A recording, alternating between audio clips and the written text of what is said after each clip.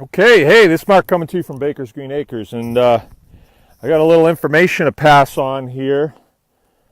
This was kind of an experiment for me because I've never actually done this before, but this was planted into rye. This field here, right here, I planted this into rye, and I just thought, well, I'm just going to cover it up for the winter, just keep it covered. And then I got the bright idea to let the calves in on it. I've never done that. I mean, people are watching this saying, oh, where have you been? You know, we've been doing that since the pyramid days, but it never occurred to me to do it. So I opened the gate up there, and at first couple of days, I had to push them out because they weren't real interested in it. And now, I was just out here looking at Ruby, and I'm watching her, and I'm thinking, wow, she's really tearing that stuff up. And when I look at the field, it's knocked down pretty good. Well, it will definitely pop back up in the spring. You know, we'll have a nice layer of snow on it.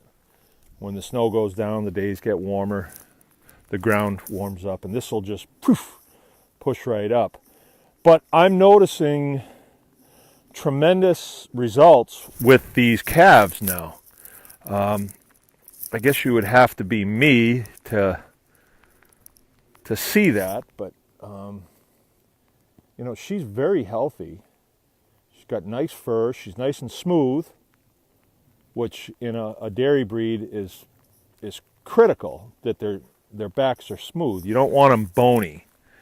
And then these guys, of course, they're bothering me.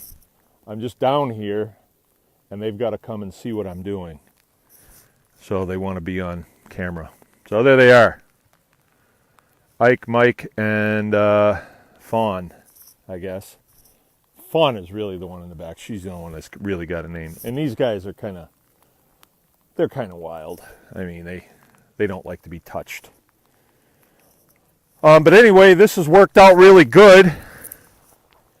So I think I will do this again, and for us getting calves and then later on letting them graze the fields that we set up for grazing years ago is going to work out really well for us. These guys have been out for about a month, and the changes in them is noticeable on fresh grass.